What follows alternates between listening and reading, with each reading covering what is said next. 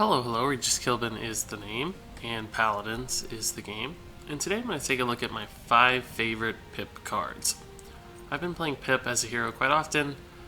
I've logged probably 50 plus games. I absolutely adore him, and I've identified 5 cards I think kind of stand above the rest of his collection. Now keep in mind that this is still closed beta, so Pip's cards might change or be updated, and he'll probably get new cards since Hi-Rez seems to be releasing cards for heroes throughout the life cycle of the beta, so who knows what these cards will look like in a month or at the release of the game, but for now, these are my 5 favorite cards. So, without further delay, let's go ahead and take a look at them in no particular order. I'm just going to go by the order here of the collection, but don't consider any of them better than the other just because I ranked them first or second. So up first is actually the very first card in the set, and that is Acid Cloud. This modifies your explosive flask ability. That's your Q, which you essentially throw a bomb on the ground and it explodes in a pretty big radius.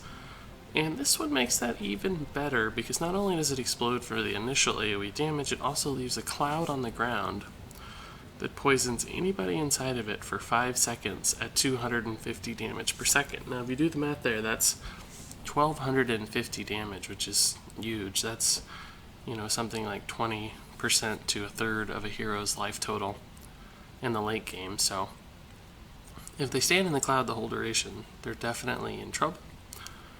And that's great because you can use it to zone out the capture point. If you drop your bomb right in the middle of the capture point, it basically forces the enemy team to leave or stand there and die.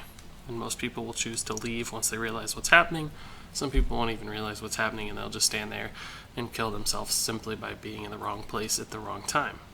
But that's not the only thing that makes Acid Cloud so good. It's also the stat modifiers that exist on legendaries. You'll notice it has a plus 30% damage. That means you're getting a 30% damage boost on your weapon attack. So Pip is constantly throwing out grenades and pinging people from afar, and suddenly those are way more effective. Plus you get a decent little 250 health boost as well. That's not fantastic, but Pip has a pretty low life total, so it can actually go a little ways. So not only is the effect insanely powerful, but the stats are incredible too. And if you compare those stats to something like a epic card here below, 5% and 50 damage is pretty terrible. That does have a good effect, but that's nuts, right? It's 6 times better when it comes to damage and 5 times better when it comes to health. So you can see how much that adds up. So that's one of my top 5 cards. Up next is actually a card that I don't have, but I've seen it used against me numerous times, and I can just tell how good it is from reading the text as well, and I'd love to have this card because it's pretty crazy. And that is Acidic Ooze. This modifies your adhesive ability. That's your E effect, where you drop an adhesive on the ground, and in a big circle there's basically goop all over the place, and enemies that walk through it are slowed. So now with this card, not only are they slowed, but they also take 100 damage every single second they're standing in it. So it's actually very similar in effect to Acid Cloud. The damage is a little less, but remember you are slowing them, so it's harder for them to get out. So if they're smart, they're probably going to take more damage than they will with Acid Cloud. It's also good for zoning out anywhere you need, including the capture point, and of course it also has the same legendary stat modifiers as does Acid Cloud, meaning it's really nuts. Even if you never use adhesive, even those stats are going to make this card worth it. Now granted, they both do have long cooldowns, so if you're dying often and regularly and you're not careful as a Pip player, these cards might not be worth it for you because the 60-second cooldown means they might be gone for an entire capture point fight. But if you're smart and you stay alive and you get these stats and these effects, man, they can absolutely swing games in your favor. So that's my number 2 card. Now I'd like to go to my number 3 card. And my third favorite card for Pip is Graviton. This is a modifier to your basic weapon attacks, and it increases their explosion radius by 40%. So for Pip's attacks, he's lobbing grenades, right? And you don't have to hit your targets perfectly with Pip's shots as long as you're relatively close. Then you hit the ground or hit someone close by. The splash damage from the attack will still hit the intended target for full damage. There's no scaling or falling off depending on how close they are to the impact. So as long as you're close, you're going to hit your shots, which is important because it is a little bit difficult to aim Pip's shots from time to time. But Graviton actually makes it even easier because it increases that splash damage radius, so you really don't even have to be all that close. As long as you're anywhere in the ballpark nearby when that shot hits, you're going to hit people, and that makes it even easier to hit multiple people at once as well.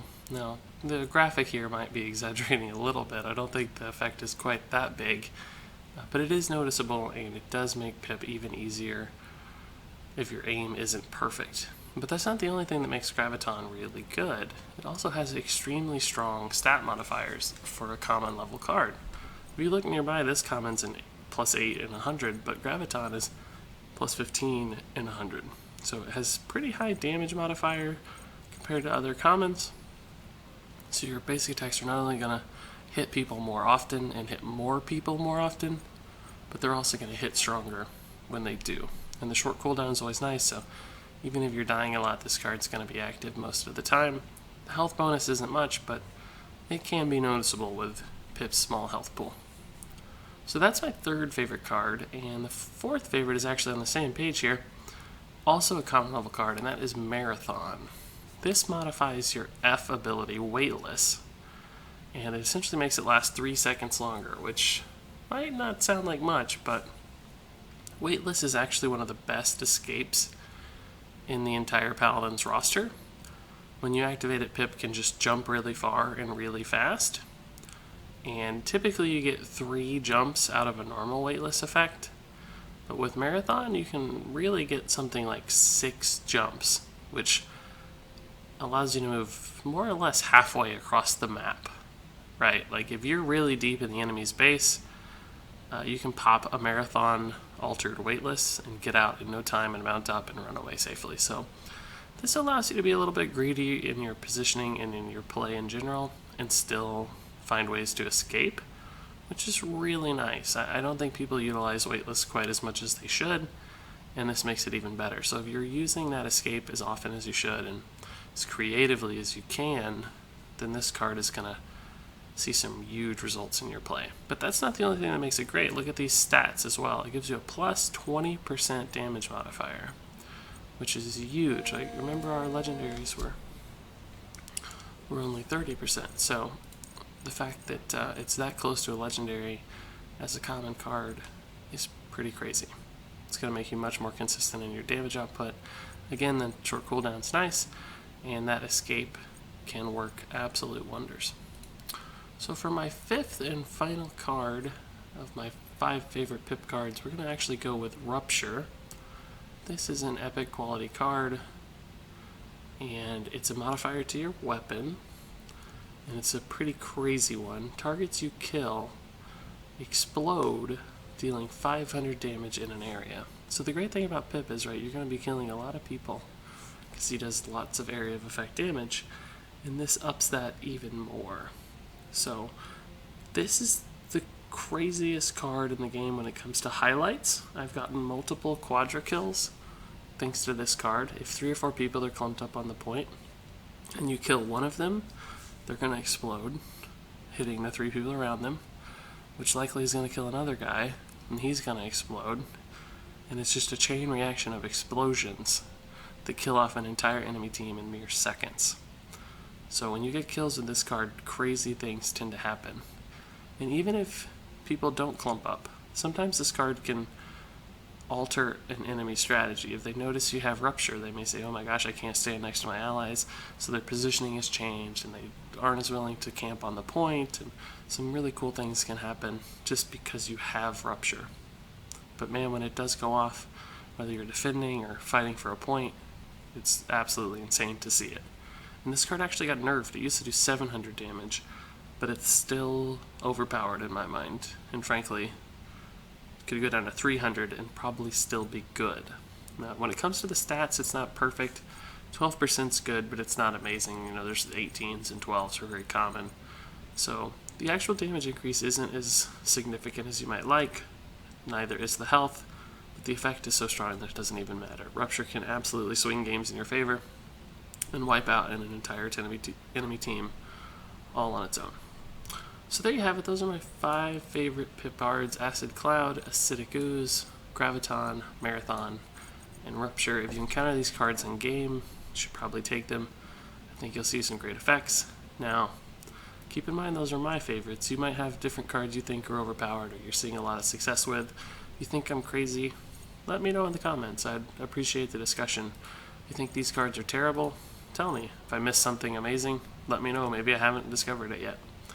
But these are the 5 that are working for me, and I think you'll find success with them as well.